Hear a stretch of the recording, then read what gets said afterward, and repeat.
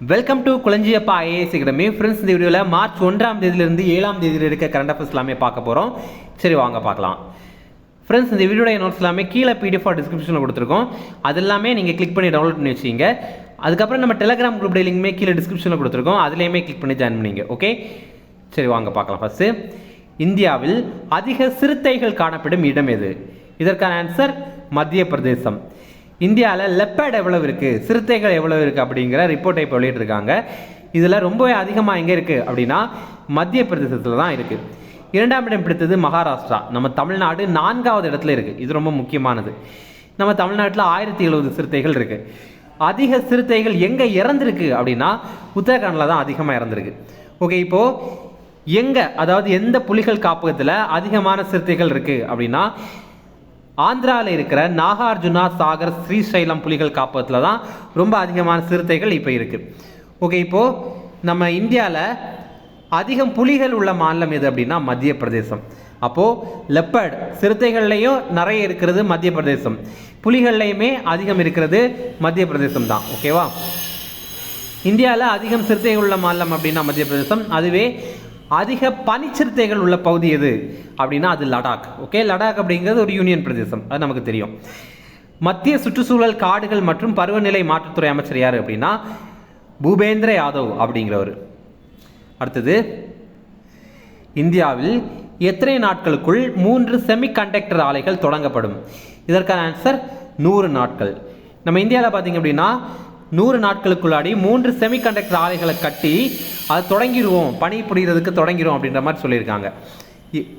எங்கெல்லாம் அது அப்படின்னா முதல்ல குஜராத்தில் தோலேரா அப்படிங்கிற பகுதியில் ஒன்று. ஓகே, இந்த தோலேராவில் இருக்கிறத யாரெல்லாம் கட்ட போகிறாங்க அப்படின்னா நம்ம இந்தியாவை சேர்ந்த டாடா எலக்ட்ரானிக்ஸ் பிரைவேட் லிமிடெட் அப்படிங்கிற நிறுவனமும் தாய்வானில் இருக்கிற power chip semiconductor manufacturing corp அவங்களும் சேர்ந்து கட்ட போகிறாங்க. ஓகே, அடுத்தது மோரிகான் அப்படின்னு அஸ்ஸாமில் இருக்கிற ஒரு பகுதி, அதை கட்டுறது முழுக்க Tata semiconductor assembly and test private limited அப்படிங்கிற நம்ம இந்தியாவை சேர்ந்த கம்பெனி.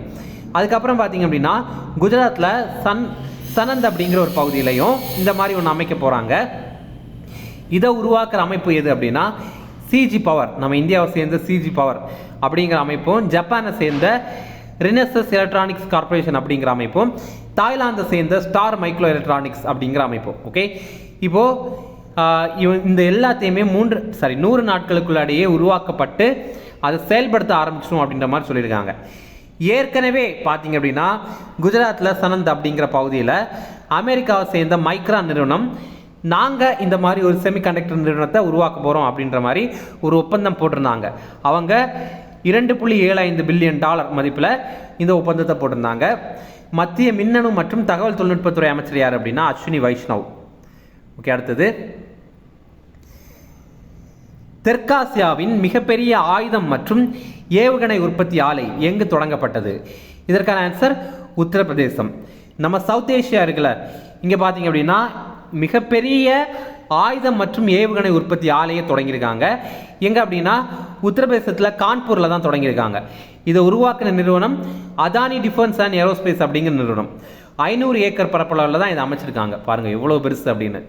உத்தரப்பிரதேசத்துடைய முதல்வர் யோகி ஆதித்யநாத், உத்தரப்பிரதேசத்துடைய ஆளுநர் ஆனந்திபென் பட்டேல். ஓகே, நம்ம இப்போது எக்ஸாம் வர போகிறனால எல்லா மாநிலத்துடைய முதல்வர், ஆளுநர் இவங்க பேர் எல்லாமே படிச்சுக்கணும். அதே மாதிரி மத்திய அமைச்சர்கள் இருக்காங்கல்ல, அவங்க பேரையுமே கண்டிப்பாக படிச்சுக்கணும். அடுத்தது, 3வது உலக கடல்சார் அறிவியல் மாநாடு எங்கு நடைபெற்றது? இதற்கான ஆன்சர் சென்னை. சென்னையில் பார்த்தீங்க அப்படின்னா நியாட் அமைப்பும் IIT மெட்ராஸும் புவி அறிவியல் அமைச்சகமும் சேர்ந்து 3வது உலக கடல்சார் அறிவியல் மாநாடு வந்து நடத்தியிருந்தாங்க. ஓகே, இதில் நியாட் அப்படிங்கிற அமைப்பு என்ன அப்படின்னா National Institute of Ocean Technology அப்படிங்கிறது. இது கூடவே விஞ்ஞான பாரதி அப்படிங்கிற நம்ம அரசுக்கு சொந்தமான அமைப்பு சேர்ந்து இதை நடத்தியிருந்தாங்க. இதில் கருப்பொருள் என்ன அப்படின்னா நீல பொருளாதாரத்தில் பெருங்கடல்களின் நிலையான பயன்பாடு அப்படிங்கிறது தான். ஓகே, இதில் பாருங்கள், இதில் அவங்க சில முக்கியமான வார்த்தைகள் சொல்லியிருக்காங்க. அப்படி சொல்லும்போது என்னென்னா நம்ம இந்தியாவிலே முதலாக பல்நோக்கு கடற்பாசி பூங்கா அது ராமநாதபுரத்தில் வந்து அமையுது அப்படின்ற மாதிரி சொல்லியிருக்காங்க. மத்திய மீன்வளத்துறை அமைச்சர் யார் அப்படின்னா பர்ஷோத்தம் ரூபாலா அப்படிங்கிறவர். அடுத்தது, 6வது ஐநா சுற்றுச்சூழல் பேரவை கூட்டம் எங்கு நடைபெற்றது? இதற்கான ஆன்சர் நைரோபி. நைரோபி அப்படிங்கிறது கென்யாவுடைய நகரம். அங்கே பார்த்தீங்க அப்படின்னா 6வது ஐநா சுற்றுச்சூழல் பேரவை கூட்டம் நடைபெற்றது. இதில் நம்ம இந்தியா சார்பில் நிலையான வாழ்க்கை முறைக்கான இந்தியாவின் தீர்மானம் அப்படிங்கிற ஒரு தீர்மானத்தை கொண்டு வந்திருந்தாங்க. அதை இந்த மாநாட்டில் வந்து ஏற்றுக்கொண்டாங்க. ஓகே, இதில் பார்த்தீங்கன்னா மிஷன் லைஃப் பற்றி நம்ம தெரிஞ்சுக்கலாம். இது பிரதமர் மோடினால் 2022 ஆண்டில் அக்டோபர் மாதம் 20ஆம் தேதி கொண்டு வந்திருந்தாங்க. லைஃப் அப்படிங்கிறதுடைய விரிவாக்கம் லைஃப் ஸ்டைல் ஃபார் என்விரான்மெண்ட் அப்படிங்கிறது. இது என்ன அப்படின்னா சுற்றுச்சூழலுக்கான வாழ்க்கை முறை அப்படிங்கிறது. இப்போது நம்ம நிறைய பண்ணுறோம், அதை சுற்றுச்சூழலுக்கு ஏற்ற மாதிரி பண்ணோம். இப்போது எக்ஸாம்பிள் பார்த்திங்க அப்படின்னா நம்ம காலையில் வந்து கடைக்கு பழம் வாங்குறதுக்கு போகிறோம் அப்படின்னு வச்சுக்கிங்களேன். அப்படி பழம் வாங்க போகும்போது நம்ம கட்டைப்பை எடுத்துகிட்டு போகலாம், ஏதாவது ஒரு பை எடுத்துகிட்டு போகலாம். நம்ம எதுவுமே எடுத்துகிட்டு போகல அப்படின்னா என்ன ஆகும், நம்ம வந்து கவரில் தான் வாங்கிட்டு வர வேண்டியது இருக்கும். அப்போ நம்ம வாழ்க்கை முறையிலேயே அது சுற்றுச்சூழலுக்கு எதிராக இருக்குல்ல, அப்படி இருக்காத மாதிரியும் சுற்றுச்சூழலுக்கு ஏற்ற மாதிரி நம்ம வாழ்க்கை முறை இருக்கணும் அப்படிங்கிறதுக்காக தான் இந்த லைஃப் அப்படிங்கிற மிஷனை வந்து கொண்டு வந்திருந்தாங்க. எங்கே கொண்டு வந்திருந்தாங்க அப்படின்னா குஜராத்தில் ஒற்றுமையின் சிலை இருக்குல்ல, சர்தார் வல்லபாய் பட்டேலோடைய சிலை இருக்குல்ல, அந்த பகுதியில் தான் இதற்கான தொடக்க விழா நடந்தது. ஓகே, இந்த மிஷன் லைஃப் பற்றி நிறைய பேருக்கு தெரியாது, ஆனால் இது ரொம்ப முக்கியமான ஒரு பாயிண்ட். ஓகே, அடுத்தது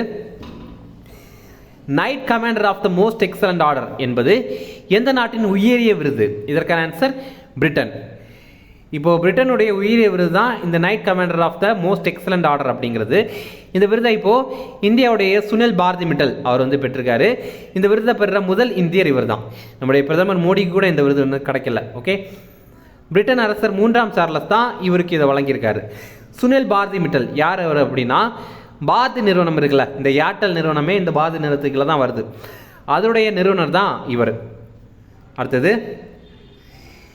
தேசிய நகர்ப்புற கூட்டுறவு நிதி மற்றும் வளர்ச்சி நிறுவனத்தை தொடங்கி வைத்தவர் யார்? இதற்கான ஆன்சர் அமித்ஷா. நம்ம கூட்டுறவுத்துறை அமைச்சர் யார் அப்படின்னா அமித்ஷா. அவர் பார்த்தீங்க அப்படின்னா இப்போது தேசிய நகர்ப்புற கூட்டுறவு நிதி மற்றும் வளர்ச்சி நிறுவனம் அப்படிங்கிற ஒன்றை தொடங்கி வச்சுருக்காரு. ரொம்ப ரொம்ப முக்கியமான ஒரு கொஸ்டின். ஓகே, இது கண்டிப்பாக படிச்சு வச்சுக்கிங்க. National urban cooperative finance and development corporation, ஷார்ட்டாக NUCFDC அப்படின்ற மாதிரி சொல்கிறாங்க. இது என்ன அப்படின்னா நம்ம இந்தியாவில் நிறைய நகர்ப்புற கூட்டுறவு வங்கிகள் இருக்குது. ஓகேவா, 1500க்கு மேலே இந்த நகர்ப்புற கூட்டுறவு வங்கிகள் இருக்குது. அது எல்லாத்துக்குமே தலைமையாக இருக்க போகிறது இந்த NUCFDC அப்படிங்கிறது. சரியா, நம்ம மத்திய கூட்டுறவுத்துறை அமைச்சர் யார் அப்படின்னா அமித்ஷா. அடுத்தது ரொம்ப முக்கியமான கொஸ்டின், நீருக்கடியில் இந்தியாவின் முதல் மெட்ரோ ரயில் சேவை எங்கு தொடங்கப்பட்டது? இதற்கான ஆன்சர் கொல்கத்தா. இப்போ பார்த்தீங்க அப்படின்னா நம்ம இந்தியாவில் மெட்ரோ சேவையை நீருக்கடியில் தொடங்கி வச்சுருக்காங்க. எங்கே அப்படின்னா கொல்கத்தாவில் தான்.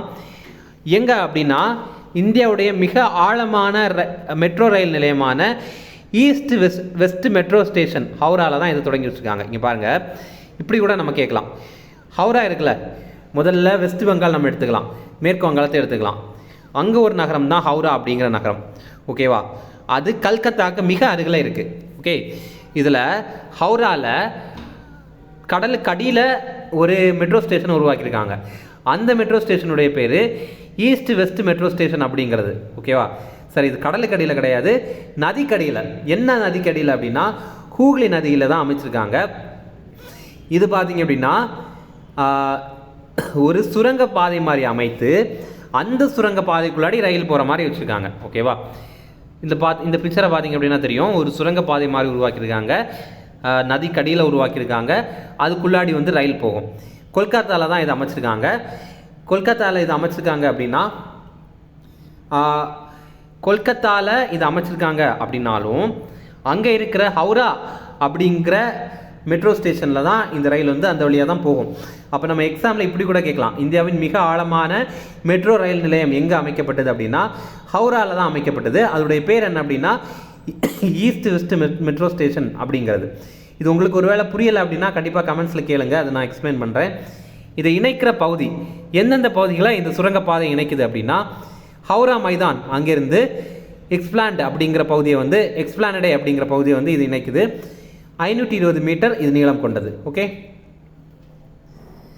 இப்போ ரீசெண்டாக ரயில்வே சம்மந்தமான சில கரண்ட் அஃபேர்ஸ் பார்க்கலாம்.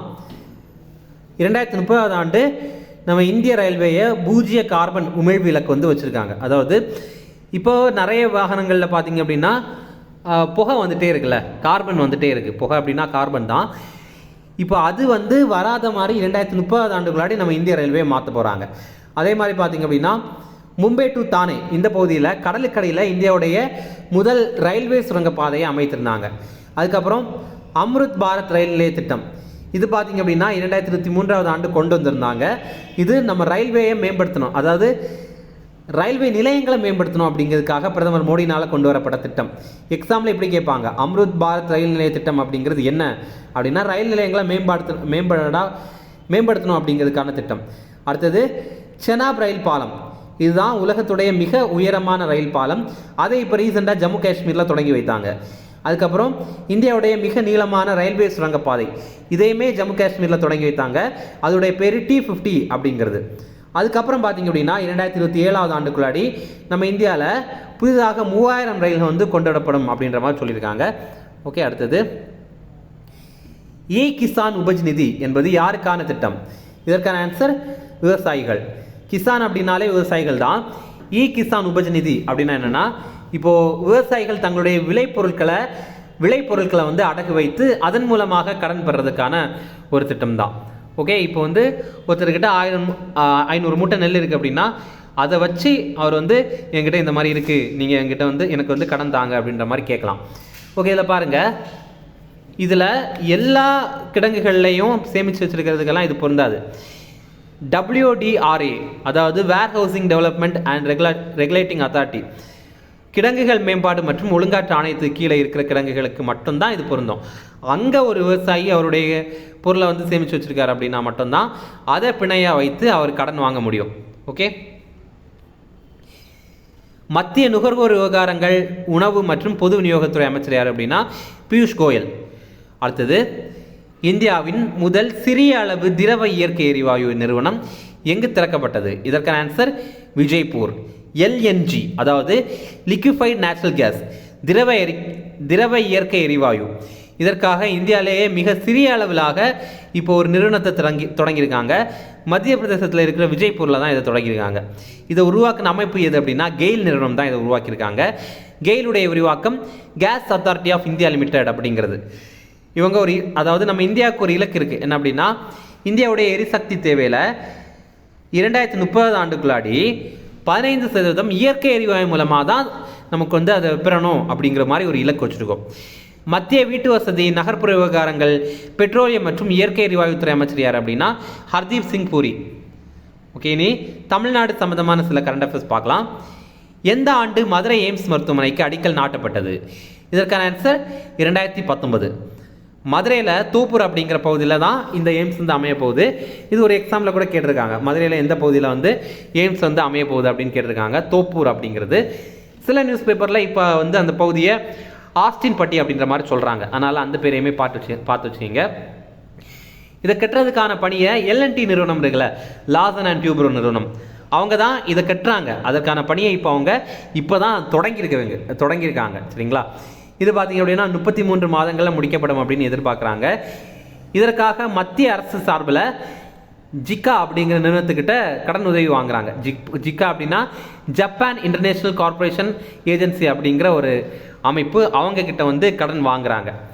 இப்போது இது இப்போ தான் கட்டிகிட்டு இருக்காங்க அப்படின்னாலுமே இதற்கான தற்காலிக வகுப்புகள் ராமநாதபுரம் மருத்துவக் கல்லூரியில் வந்து நடக்குது. 2022 ஆண்டுலேருந்தே நடக்குது. ஓகே, இப்போது இந்த எய்ம்ஸ் மதுரை இருக்குல்ல, அதுக்கு வந்து ஒரு தலைவரையே நியமனம் பண்ணிட்டாங்க. அவருடைய பேருமே எக்ஸாமில் கேட்டிருக்காங்க. யார் அவர் அப்படின்னா பிரசாந்த் லவானியா அப்படிங்கிறவர். அடுத்தது பிற மாநிலங்கள் சம்பந்தமான சில கரண்ட் அஃபேர்ஸ் இருக்குது, அதையும் பார்க்கலாம். இந்தியாவின் முதல் செயற்கை நுண்ணறிவு ஆசிரியரை அறிமுகம் செய்த மாநிலம் எது? இதற்கான ஆன்சர் கேரளா.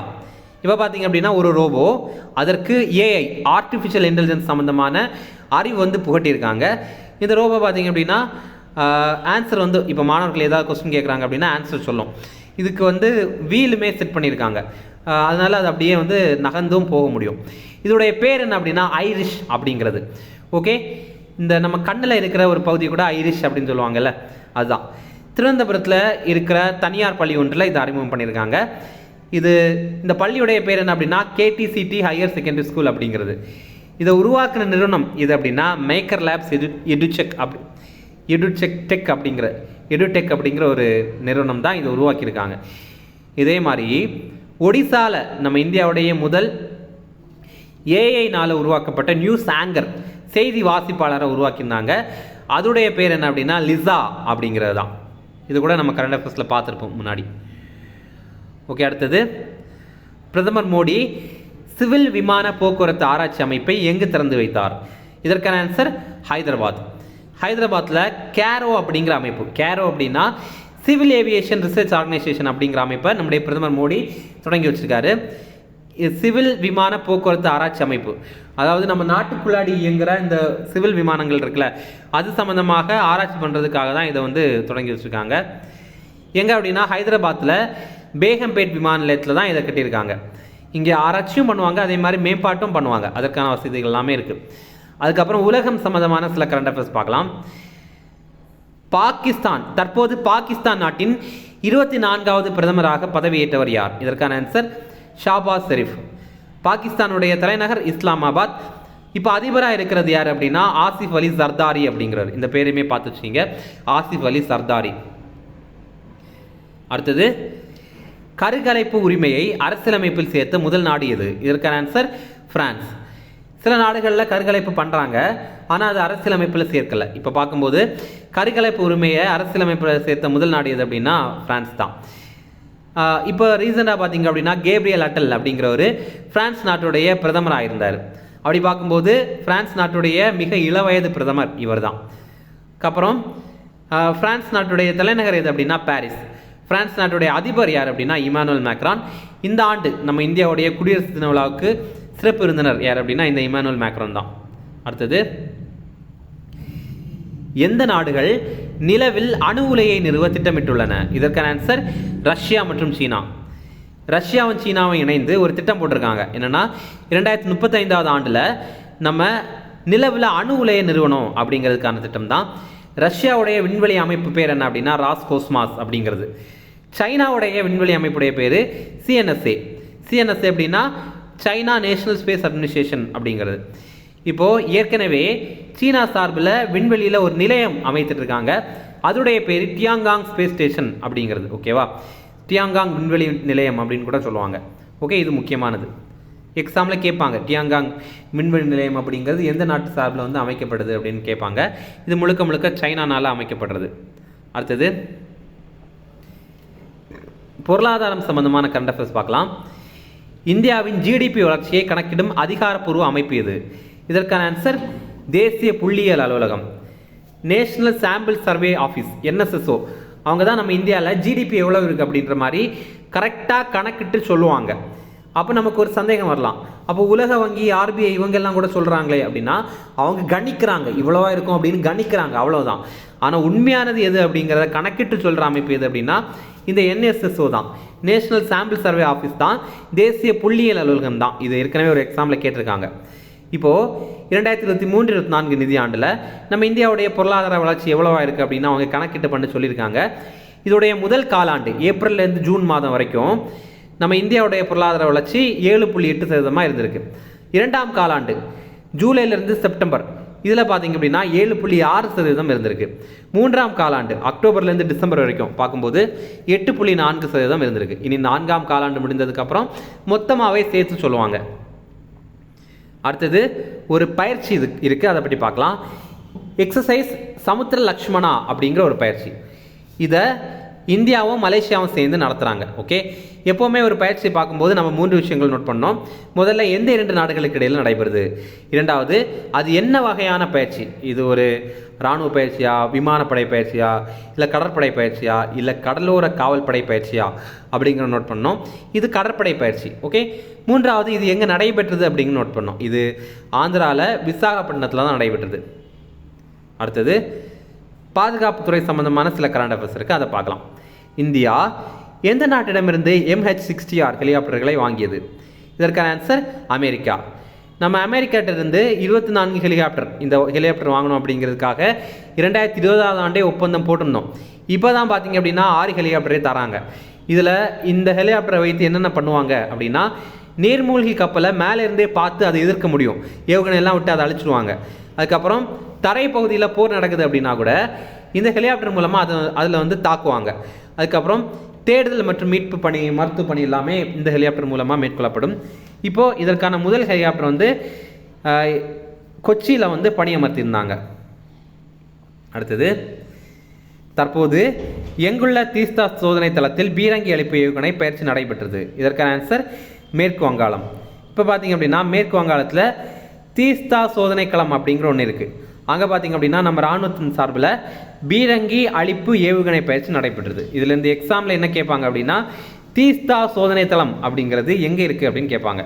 இது மேற்கு வங்காளத்தில் இருக்குது. அடுத்தது, தற்போது பிஎஸ்எஃப் அமைப்பின் ஸ்னைப்பராக தேர்வு செய்யப்பட்ட முதல் பெண் யார்? இதற்கான ஆன்சர் சுமன் குமாரி. இவர் பார்த்தீங்க அப்படின்னா இமாச்சல பிரதேசத்தை சேர்ந்தவங்க. இப்போ பார்த்தீங்கன்னா பிஎஸ்எஃப் அமைப்பு இருக்குல்ல, அதில் ஸ்னைப்பர்னா என்ன?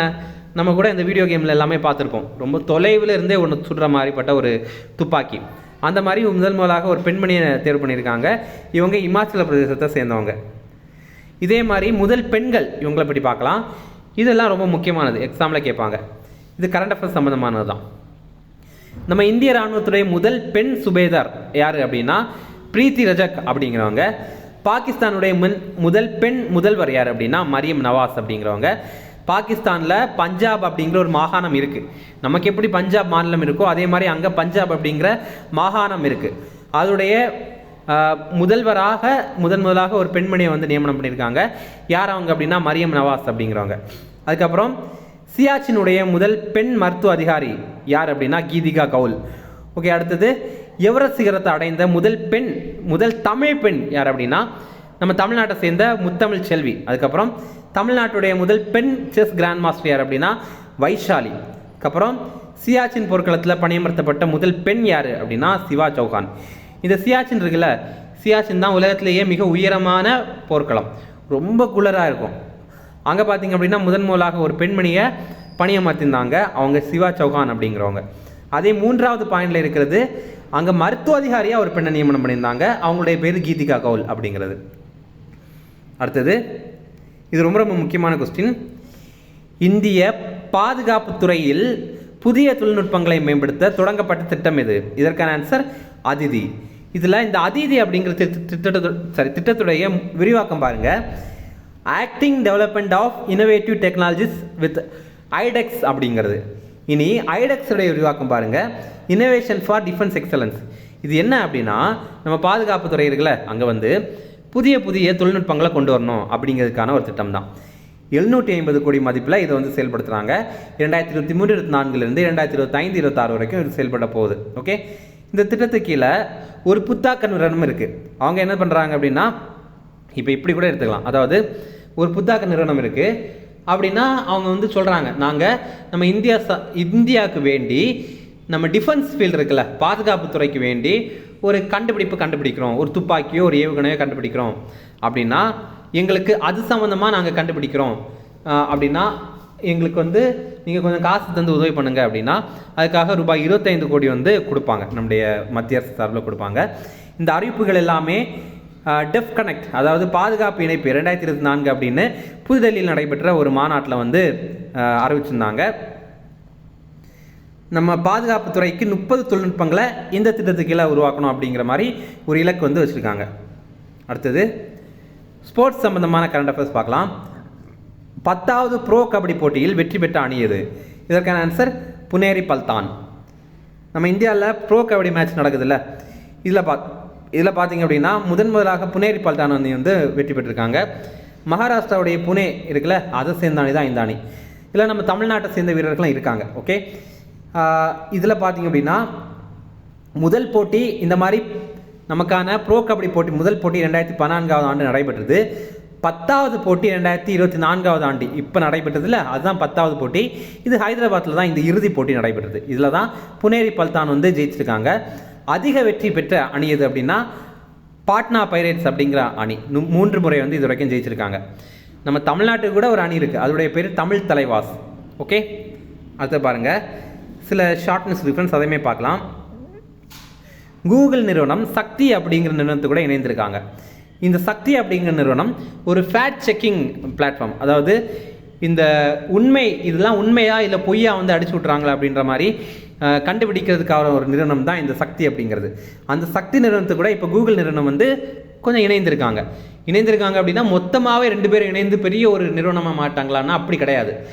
சக்தி நிறுவனத்துக்கு கூகுள் வந்து சின்னதாக ஒரு சப்போர்ட் பண்ணுறாங்க.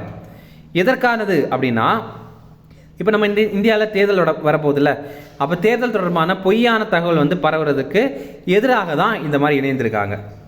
அப்போ இனிமேல் வந்து பொய்யான தகவல் எல்லாமே பரவக்கூடாது. அப்படி பரவச்சு அப்படின்னா இந்த சக்தி நிறுவனம் என்ன பண்ணுவாங்க, இது பொய், இது உருட்டு அப்படின்ற மாதிரி சொல்லிடுவாங்க.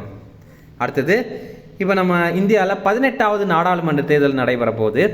இது சம்பந்தமாக சில முக்கியமான பாயிண்ட்ஸ் பார்க்கலாம். நம்ம இந்தியாவில் முதல் நாடாளுமன்ற தேர்தல் 1951 அக்டோபர் ஆரம்பித்து 1952 பிப்ரவரியில் முடிந்தது. முதல் தேர்தல் ஆணையர் யார் அப்படின்னா சுகுமார் சென் அப்படிங்கிறவர்.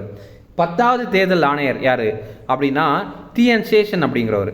எதனால் நம்ம இவரை குறிப்பிட்டு பார்க்குறோம் அப்படின்னா, இவர் நிறைய தேர்தல் சீர்திருத்தங்களை வந்து கொண்டு வந்திருக்காரு. இப்போ இருக்கிறவர் 25வது தேர்தல் ஆணையர். இவருடைய பேர் ராஜீவ் குமார்.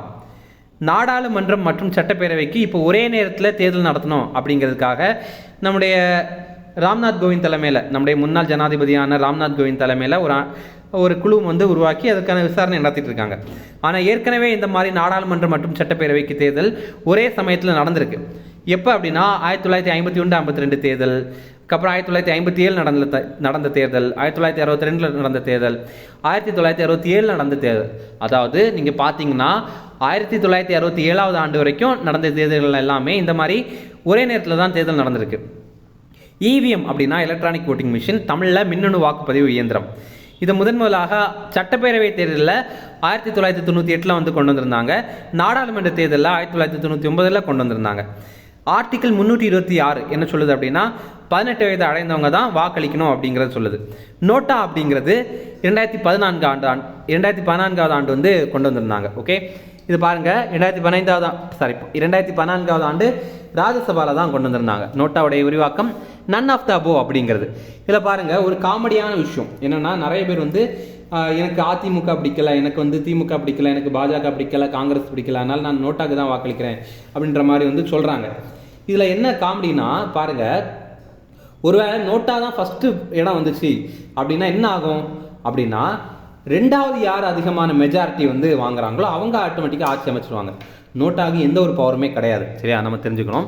அதுக்கப்புறம் விவிபேட்டுடைய விரிவாக்கம் பார்த்தீங்கன்னா voter verifiable paper audit trail அப்படிங்கிறது. இது ஒரு எக்ஸாம்பிள் கேட்டிருக்காங்க. இது 2014வது ஆண்டு கொண்டு வந்தாங்க. இது என்ன அப்படின்னா, நம்ம எந்த கட்சிக்கு வாக்களித்தோம், எந்த சின்னத்துக்கு வாக்களித்தோம் அப்படிங்கிறத கொஞ்சம் நேரம் வந்து அந்த திரையில் காட்டிட்டு அதுக்கப்புறம் அது உள்ளே போயிடும். அதுக்கானது தான். அடுத்தது, நம்ம இந்தியாவில் மார்ச் 3ஆம் தேதி 5 வயதுக்குட்பட்ட குழந்தைகளுக்கு போலியோ சொட்டு மருந்து கொடுத்துருந்தாங்க. நம்ம இந்தியாவில் போலியோ தடுப்பு இயக்கத்தை 1995வது ஆண்டு கொண்டு வந்திருந்தாங்க. நம்ம இந்தியாவில் கடைசியாக போலியோ பாதிப்பு 2011வது ஆண்டு பதிவாக இருந்தது. அதுக்கப்புறம் 2014வது ஆண்டு அது வந்து முடிஞ்சிச்சு. அதாவது அதுக்கப்புறம் வந்து நமக்கு போலியோவே இல்லை அப்படின்ற மாதிரி சொன்னாங்க. அதனால் WHO அமைப்பு இருக்குல்ல, அவங்க இந்தியாவை போலியோ இல்லாத நாடாக எப்போ அறிவிச்சாங்க அப்படின்னா 2014வது ஆண்டு தான் அறிவிச்சாங்க. ஓகே, இந்த அறிவிச்ச ஆண்டு தான் ரொம்ப ரொம்ப முக்கியமானது. இது எக்ஸாமில் கேட்பாங்க. நம்ம இந்தியாவிலேயே போலியோ இல்லாத முதல் மாநிலமாக உருவான மாநிலம் எது அப்படின்னா நம்ம தமிழ்நாடு. உலக போலியோ தினம் எது அப்படின்னா அக்டோபர் 24. ஓகே, அடுத்த பாருங்க, பிரதமரின் பயிர் காப்பீடு திட்டம், பிரதான் மந்திரி ஃபசல் பீமா யோஜனா அப்படிங்கிறது. இது பயிர் வந்து சேதமடைஞ்சிச்சு அப்படின்னா நம்முடைய மத்திய அரசு சார்பில் காசு கொடுப்பாங்க. அதில் கொஞ்சம் முன்னாடி தெலுங்கானா வந்து விலகி இருந்தாங்க, இப்போ மறுபடியும் அதில் சேர்ந்துருக்காங்க. இந்த திட்டம் 2016வது ஆண்டு பிப்ரவரியில் தொடங்கியிருந்தாங்க. அடுத்தது, பேராசிரியர் அன்பழகன் விருது 2024வது ஆண்டு. இது யாருக்கு கொடுப்பாங்க அப்படின்னா சிறப்பாக செயல்படுற அரசு பள்ளிகளுக்கு கொடுப்பாங்க. இப்போ 76 அரசு பள்ளிகளுக்கு இதை வழங்க போகிறாங்க. அடுத்தது, நம்முடைய தமிழக அரசு சார்பில் மார்ச் 6ஆம் தேதி 2024வது ஆண்டு நீங்கள் நலமா அப்படிங்கிற திட்டத்தை தொடங்கி வச்சாங்க. இது என்னன்னா, அரசு திட்டங்கள் வந்து பயனளிக்குதா அப்படிங்கிறத குறித்து பொதுமக்கள்கிட்ட கேட்டு அறிகிறது தான் இந்த திட்டத்துடைய நோக்கம். இதில் யார் கேட்பாங்க அப்படின்னா ஸ்ட்ரைட்டாக நம்முடைய முதல்வரே நமக்கு ஃபோன் பண்ணுவாங்க. திடீர்னு ஃபோன் பண்ணி இந்த மாதிரி திட்டமெல்லாம் உங்களுக்கு கரெக்டாக கிடைக்குதாமா அப்படின்ற மாதிரிலாம் கேட்பாங்க. அதுக்கப்புறம் வந்து அமைச்சர்கள் கால் பண்ணுவாங்க. அதுக்கப்புறம் வந்து நம்ம தலைமை செயலர் வந்து ஃபோன் பண்ணுவாங்க. உங்களுக்கான கேள்வி, நம்ம தமிழ்நாட்டுடைய தலைமை செயலர் யார் அப்படிங்கிறது உங்களுக்கு தெரியும் அப்படின்னா கமெண்ட்ஸில் சொல்லுங்கள். அதுக்கப்புறம் துறை செயலாளர்கள், மருத்துவத்துறை செயலாளர்கள், அதுக்கப்புறம் போக்குவரத்து துறை செயலாளர்கள், இவங்க எல்லாமே கால் பண்ணி கேட்பாங்க. ஓகே, இதற்கான தொடக்க விழா இப்போ சென்னையில் நடைபெற்றது. அடுத்தது மோசடி தொடர்பான புகார்களை பதிவு செய்கிறதுக்காக சக்ஷு அப்படிங்கிற ஒரு வலைதளத்தை மத்திய அரசு வந்து தொடங்கியிருந்தாங்க. ஏற்கனவே சஞ்சார் சாத்தி அப்படிங்கிற ஒரு இணையதளம் இதற்காக இருக்குது. அதனுடைய கீழே தான் இந்த சக்ஷு அப்படிங்கிறத வந்து தொடங்கியிருக்காங்க. இப்போ உங்களுக்கு யாராவது வந்து ஆன்லைனில் ஃப்ராட் பண்ணிட்டாங்க, யாராவது வந்து காசு வந்து ஏமாற்றிட்டாங்க அப்படின்னா நீங்கள் இதில் போய் கம்ப்ளைண்ட் பண்ணிக்கலாம். அடுத்தது நம்ம இந்தியாவுடைய பேட்மிண்டன் வீரரான சாய் பிரணீத் அவர் வந்து ஓய்வு பெறதாக அறிவிச்சிருக்காரு. ஏன்னா அமெரிக்க அணிக்கு அவர் வந்து பயிற்சியாளராக வந்து போக போகிறாரு, அதற்காக தான். அடுத்தது 2024 ஆண்டு, இந்த ஆண்டு பாரிஸில் ஒலிம்பிக் போட்டி நடைபெற போகுதுல்ல, இதில் நம்ம இந்திய டேபிள் டென்னிஸ் ஆண்கள் மற்றும் மகளிர் அணி வந்து தகுதி பெற்றிருக்காங்க. அப்படி பார்க்கும்போது வரலாற்றிலேயே முதன்முறையாக இந்திய ஆண்கள் அணி பெண்கள் அணி இந்த ரெண்டில் ஏதோ ஒரு அணி வந்து தகுதி பெற்றிருக்காங்க பாரிஸ் ஒலிம்பிக் போட்டியில் கலந்துக்கிறதுக்கு. இதுக்கு முன்னாடி நம்ம ஆண்கள் அணியும் கலந்தது கிடையாது, பெண்கள் அணியுமே கலந்தது கிடையாது ஒலிம்பிக் போட்டியில். 2024 ஆண்டு பாரிஸில் தான் இந்த ஒலிம்பிக் போட்டி நடைபெற போகுது. பாரிஸ் அப்படிங்கிறது பிரான்ஸுடைய தலைநகர். அடுத்தது 2028 அமெரிக்காவுடைய லாஸ் ஏஞ்சலிஸ் நகரில் தான் இந்த ஒலிம்பிக் போட்டி நடைபெற போகுது. அடுத்தது தமிழ்நாட்டை சேர்ந்த 8 கலைஞர்களுக்கு சங்கீத நாடக அகாடமியுடைய விருது நம்முடைய குடியரசுத் தலைவர் வந்து வழங்கியிருக்காங்க. ஓகே, இது வந்து இந்த மியூசிக் இருக்குல்ல, சங்கீதத்தில் சிறப்பாக இருக்கவங்களுக்கு வந்து கொடுப்பாங்க. இதில் எத்தனை பேருக்கு கொடுத்தாங்க அப்படிங்கிறதெல்லாம் கேட்க மாட்டாங்க. ஆனால் இப்படிங்கிற விருதை யார் கொடுப்பாங்க அப்படின்னா குடியரசுத் தலைவர் கொடுப்பாங்க, அதை தெரிஞ்சுக்கலாம். அடுத்தது உலக வங்கியுடைய 10வது சட்டப்பூர்வ பாலின இடைவெளி குறியீடு. இது என்ன அப்படின்னா எந்தெந்த நாடுகளில் எல்லாமே சட்டப்பூர்வமாக பார்க்கும்போது ஆண்களையும் பெண்களையும் சமமாக நடத்துகிறாங்க அப்படிங்கிறதான். இதில் நம்ம மொத்தமாக 190 நாடுகளை கணக்கில் எடுத்திருக்காங்க. நம்ம இந்தியா 113வது இடத்துல தான் இருக்கோம், நம்ம ரொம்ப பின்தங்கி இருக்கோம். இப்போது இந்தியாவில் பெண்களுக்கு வழங்கப்படுற சட்டப்பூர்வ உரிமை வந்து 60% தான். இப்போது ஆண்களுக்கு பார்த்திங்க அப்படின்னா ஒரு 100 பேருக்கு ஆண்களில் வந்து ஒரு 100 ஆண்களுக்கு சட்ட உரிமை கிடைக்குது அப்படின்னா ஒரு 60 பெண்களுக்கு தான் கிடைக்குது. ஓகேவா, அவ்வளோதான். அடுத்தது இம்பார்ட்டன்ட் டேஸ் பார்க்கலாம். சிவில் கணக்கு தினம் மார்ச் 1ஆம் தேதி, இது நம்ம இந்தியாவில் கடைபிடிக்கிறது. ஓகேவா, இது என்னென்னா இப்போ நம்ம மத்திய அரசு சார்பிலேருந்து நிறைய டிபார்ட்மெண்ட்டு காசு ஒதுக்குறாங்கல்ல, கன்ஸ்ட்ரக்ஷன் டிபார்ட்மெண்ட், இந்த மாதிரி நிறைய டிபார்ட்மெண்ட்டு காசு ஒதுக்குறாங்க. அது சம்மந்தமான கணக்கு வழக்குகளுக்கான ஒரு தினம் தான் இது. இந்த ஆண்டு 48வது தினம். இந்தியன் சிவில் அக்கௌண்ட் சர்வீஸ் அப்படிங்கிற ICAS அப்படிங்கிற அமைப்பு அது உருவாக்கின தினம் தான் இந்த தினம். 1976வது ஆண்டு தான் மார்ச் 1ஆம் தேதி இந்த அமைப்பை உருவாக்கினாங்க. அடுத்து பாருங்க, முக்கியமான ஒரு தினம் பூஜ்ஜிய பாகுபாடு தினம் மார்ச் 1ஆம் தேதி, 0 டிஸ்கிரிமினேஷன் டே. இது HIV நோய் பாகுபாடை எதிர்க்கிறதுக்காக உருவாக்கப்பட்டது. ஏன் அப்படின்னா ஒருத்தங்களுக்கு HIV வந்துச்சு அப்படின்னாலே அவங்க கிட்ட யாருமே பழகவே மாட்டாங்க.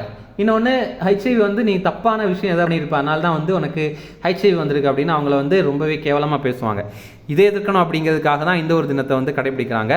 இந்த ஆண்டிற்கான கருப்பொருள் அனைவரின் ஆரோக்கியத்தை பாதுகாக்க அனைவரின் உரிமைகளையும் பாதுகாக்க வேண்டும் அப்படிங்கிறது தான்.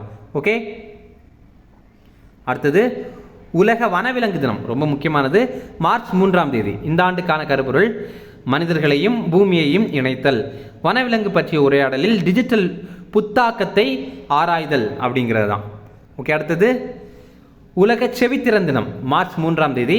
இந்த ஆண்டுக்கான கருப்பொருள் மாறி வரும் மனநிலை காது மற்றும் செவிப்புலனை அனைவருக்கும் உண்மையாக மாற்றுவோம் அப்படிங்கிறது.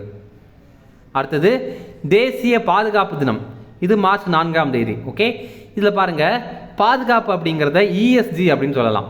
அதாவது environmental social and governance. Environmental அப்படின்னா நம்ம சுற்றுச்சூழல் சம்மந்தமான பாதுகாப்பு நமக்கு வேணும். அடுத்தது சோஷியல், நமக்கு சமூக ரீதியிலான பாதுகாப்பு நமக்கு வேணும். அதுக்கப்புறம் கவர்னன்ஸ் அப்படின்னா அரசியல் சம்மந்தமான ஒரு பாதுகாப்பு நமக்கு வேணும். இப்போ பாருங்கள், ஒரு எக்ஸாம்பிள், ஒரு 10 வருஷம் ஒரு தப்பான ஆட்சி மட்டும் வந்துச்சு அப்படின்னா நம்ம பூமியே, நம்ம மெயினாக நம்ம இந்தியாவே பார்த்திங்க அப்படின்னா காலியாயிரும். அதனால் ஒரு அரசியல் கூட இல்லை முக்கியம்தான். ஓகேவா, ஆளுமை அந்த இது கூட முக்கியம்தான். கவர்னன்ஸ் பண்ணுறாங்கல்ல, நம்ம ஆட்சி பண்ணுறாங்கல்ல, அது கூட முக்கியம்தான். ஓகே, இந்த ஆண்டுக்கான தீம் என்ன அப்படின்னா focus on safety leadership for ESG excellence அப்படிங்கிறது. அதாவது நம்ம வந்து தேசிய அளவில் பாதுகாப்பான தலைமைத்துவத்தை வந்து சூஸ் பண்ணணும் அப்படிங்கிறது தான் சொல்கிறாங்க. அடுத்தது உலக உடல் பருமன் தினம் மார்ச் 4ஆம் தேதி. இந்த ஆண்டுக்கான தீம் என்ன அப்படின்னா let's talk about obesity and அப்படிங்கிறது. அதாவது அண்ட் அப்படிங்கிற மாதிரி முடிச்சிருக்காங்க. அதாவது என்னென்னா இந்த நம்ம உலக அளவில் நிறைய பேருக்கு உடல் பருமன் இருக்குல்ல, அதை பற்றி யாருமே பேச மாட்டேங்கிறோமே. ஏன்னா அது வந்து ஒருத்தங்களை கிண்டல் பண்ணுறதுக்கு தான் நம்ம பயன்படுத்துகிறோமே தவிர அதை எப்படி குறைக்கணும். இந்த உடல் பருமனால் ஹார்ட் அட்டாக்லாம் கூட வருது, அதை பற்றி எல்லாமே யாரும் பேச மாட்டேங்கிறாங்க. இப்போ உங்களுக்கு உடல் ரொம்பவே பருமனாக இருக்குது அப்படின்னா அது நீங்கள் கொஞ்சம் கொஞ்சமாகவே குறைச்சிட்டு வாங்க, சரிங்களா. ஏன்னா உடல் பருமனாக இருந்தால் தான் என்ன அப்படின்ற மாதிரி இருக்கிறாங்க. ஆனால் அதனால ரத்த கொதிப்பு, அதுக்கப்புறம் வந்து இந்த ஹார்ட் அட்டாக் எல்லாமே வருது. ஓகே, இப்போது உடல் பருமன் விகிதம் அப்படின்னு பார்க்கும்போது 1990 2022 வரைக்கும் பார்க்கும்போது உலக அளவில் இது 4 மடங்கில் அதிகரிச்சிருக்கு. இப்போ உலகத்தில் உடல் பருமனால் இருக்கிறவங்க 100 கோடி பேர். நம்ம உலகத்தில் இப்போது 800 கோடி பேர் இருக்காங்க. அதில் 100 கோடி பேருக்கு வந்து உடல் பருமன் இருக்குது. இந்தியாவில் உடல் பருமன் அப்படின்னு பார்க்கும்போது பெண்கள் கிட்ட 1990 எல்லாம் 1.2% கிட்ட தான் இருந்துச்சு. ஆனால் இப்போ பார்த்தீங்க அப்படின்னா 9.8% கிட்ட உடல் பருமன் இருக்குது. இப்போ அப்படின்னா 2022. இதுவே ஆண்கள் கிட்ட 1990 0.5% தான் இருந்துச்சு. ஆனால் இப்போ 2022 5.4% இருந்திருக்கு. இந்த ரிப்போர்ட்டை வெளியிட்ட அமைப்பு WHO இருக்காங்கல்ல, உலக சுகாதார அமைப்பு, அவங்களும் லண்டனை சேர்ந்த இம்பீரியல் காலேஜை சேர்ந்து தான் இந்த ரிப்போர்ட்டை வந்து தயாரிச்சிருக்காங்க. லான்சென்ட் அப்படிங்கிற ஒரு மருத்துவ இதழில் இதை வெளியிட்டிருக்காங்க. ஓகே, அடுத்தது லாஸ்ட்டாக தேசிய பல் மருத்துவர்கள் தினம் மார்ச் 6 ஃப்ரெண்ட்ஸ், நம்ம குளஞ்சியப்பா ஐஏஎஸ் அகாடமியில் டிஎன்பிஎஸ்சிக்கு ரொம்பவே தரமான பாடப்புத்தகங்கள் இருக்குது. நம்மக்கிட்ட பார்த்திங்க அப்படின்னா இங்கிலீஷ்லேயும் தமிழ்லேயும் பாடப்புத்தகங்கள் இருக்குது.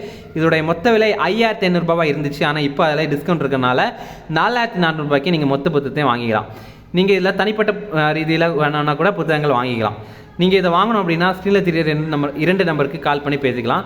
நீங்கள் நம்ம இந்த வீடியோ பிடிச்சிருந்தா அப்படின்னா கண்டிப்பாகவே லைக் பண்ணுவீங்க, நம்மளுடைய சேனலுக்கு சப்ஸ்கிரைப் பண்ணி வச்சுங்க. ஓகே, உங்களுடைய நண்பர்களுக்குமே ஷேர் பண்ணுங்கள். ஓகே, இவ்வளோ நேரம் பொறுமையாக இந்த வீடியோ பார்த்ததுக்கு ரொம்ப ரொம்ப நன்றிகள்.